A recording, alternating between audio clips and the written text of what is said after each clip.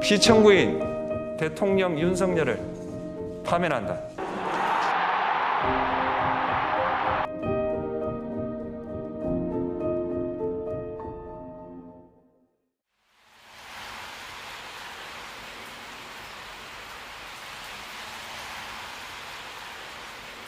대한민국 민주주의의 위대함은 헌법이라고 하는 그 자체에 있는 게 아니라, 제도에 있는 게 아니라 그 제도를 가지고 사는 우리 국민 스스로의 위대함이죠.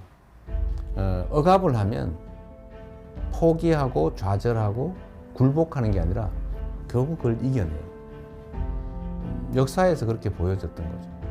정말 진정한 의미의 민주적 국가를 훼손하려는 그들의 시도에 대해서 끊임없이 저항해 왔어요. 이번에도 저항한 거죠. 강력한 무력을 동반한 현실적 권력을 끌어내리지 않습니까? 저는 우리 국민들의 이 위대함이 대한민국의 위대함의 원천이라고 생각해요. 아마도 세계사에 남을 일이 될 겁니다. 그런데 겨울이 너무 길고 깊었어요. 근데 그 길고 깊은 겨울을 결국은 우리 국민들이 깨고 나오는 중이잖아요. 아마 겨울이 깊었던 것처럼 봄은 더 따뜻하겠죠. 따뜻한 봄날을 한번 꼭 만들었으면 좋겠습니다. 영원할 것 같던 그 겨울도 가고 이제 봄이 옵니다. 더 아름답고 더 따스한 봄을 우리의 두 손을 함께 잡고 함께 만들어 갑시다. 희망의 대한민국 바로 우리의 손으로 확실하게 만들어 갑시다. 여러분 고맙습니다.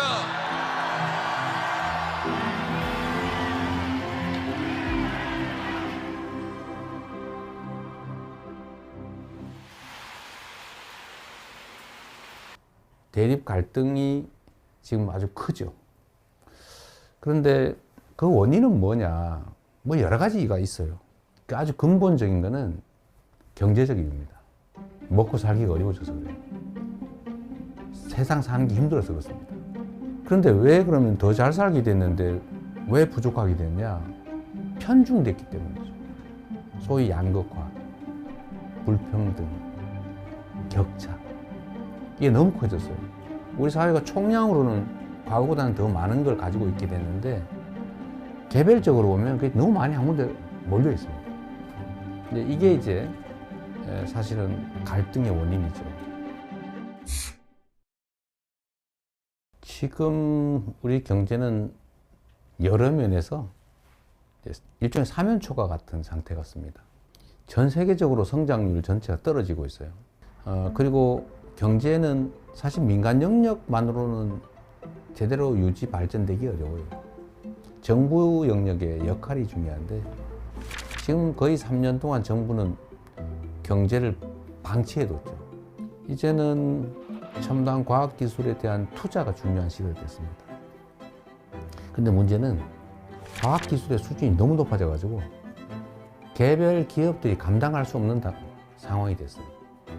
그래서 정부 단위의 인력 양성, 또 대대적인 기술 개발, 연구 개발 투자, 스타트업이나 벤처에 대한 대규모 투자.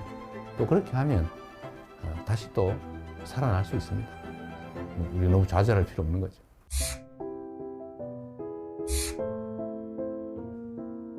먹고 사는 문제가 가장 중요하다. 이거는 사실은 매우 기능적이고 물질적인 거예요. 고통스럽게 살지 않게 해줘야 한다.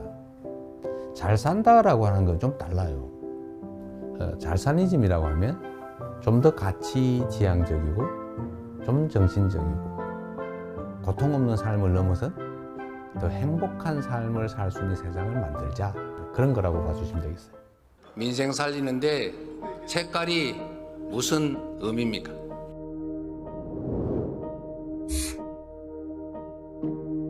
정치라고 하는 것은 현장이죠. 현장에서 국민들의 삶을 놓고 실제로 그 삶을 결정하는 거예요. 그게 빨간색이냐 파란색이냐 아니면 어떤 방법이, 정책이 누구의 생각에서 시작된 것이냐. 큰 특별한 의미가 없죠. 어떤 게 더 유용하고 어떤 게 더 필요하냐. 이게 최고의 기준이 되어야 된다. 제가 정한 원칙이 있어요. 대개의 공직자들의 태도를 보니까 중요하고 큰 일을 고민하느라고 작아 보이는 일들을 미뤄둬요. 그러니까 엄청나게 쌓여요. 공직자는 100만 명이 걸린 일이냐 100명이 걸린 일이냐 하면 이 10,000배로 중요한 일이라고 생각하지만 100명이 걸린 일조차도 그 100명은 목숨이 걸린 거예요. 그래서 모든 일이 다 중요하니 작고 쉽고 간단하게 보이는 일을 최대한 빨리 해치는 거예요. 그렇다고 큰 일을 안 한 건 아니에요. 그건 그대로 보시면 저는 제 업무 책상에 서류가 쌓여 있지 않아요. 안 쌓아놓습니다.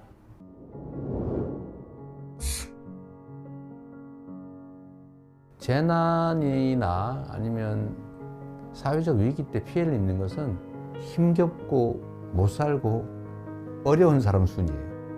사실 그 사회의 문화의 수준이랄까, 그 사회에 대한 평가는 약자들에 대해서 얼마나 많이 관심 갖고 지원하느냐에 달려 있어요.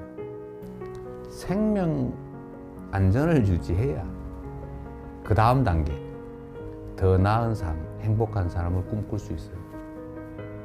그래서 국민의 생명과 안전을 지키는 것은 정부가, 국가가 해야 될 가장 중요한 일입니다. 뭐든지 문제를 생각해 보면 우리가 조금 더 신경을 썼더라면 막을 수 있었던 사고로 보여져요. 누가 얼마나 체계적으로 신속하게 대응하느냐에 따라서 피해는 매우 적을 수도 있어요.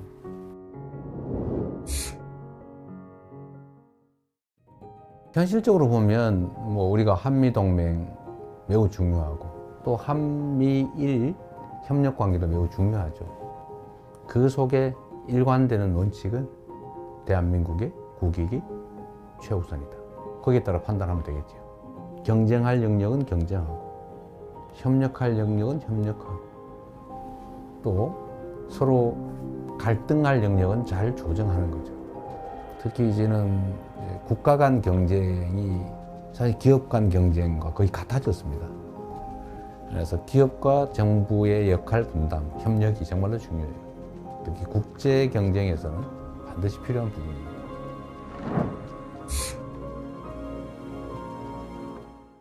김구 선생이 정말 우리가 먹고 사는 것조차 해결하지 못하는 그 시대에 우리가 꿈꾸는 나라는 문화가 강한 나라다.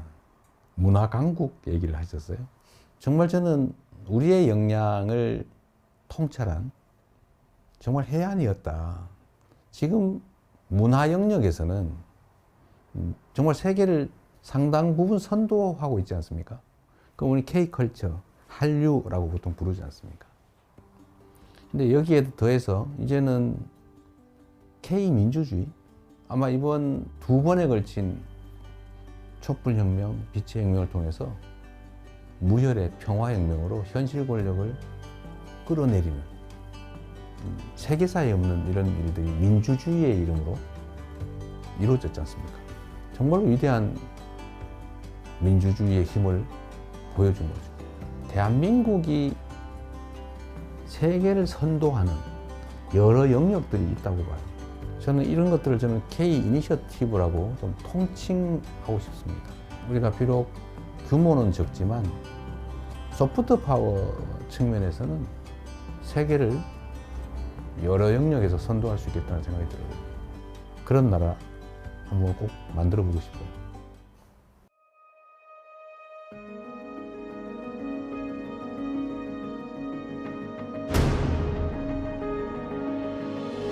대한민국이라고 하는 이 국호, 국호에는 정말 큰 뜻이 담겨 있죠. 민국, 국민의 나라, 민중의 나라. 이 민자는 백성이죠, 백성. 흰옷 입은 사람들, 평범한 사람들. 이 평범한 사람들의 나라. 그리고 작지만 큰 나라. 많은 사람이 희망을 가지고 행복한 삶을 꿈꾸는 그런 세상이 봄날 아니겠어요?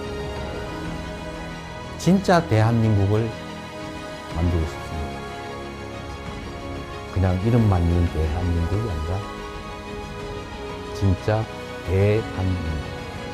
그리고 그 대한민국은 대한국민이 만들어가는 거죠. 그 대한국민의 훌륭한 도구, 최고의 도구, 이재명이 되고 싶습니다.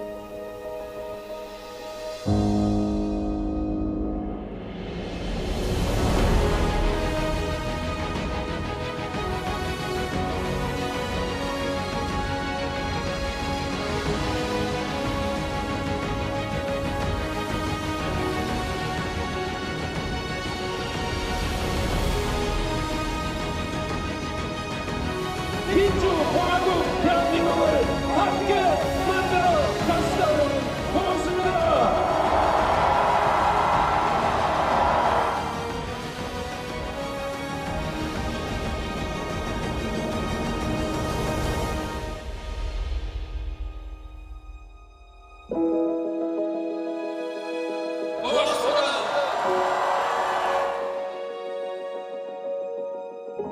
진짜 대한민국을 만들기 위해 대통령 선거에 출마합니다.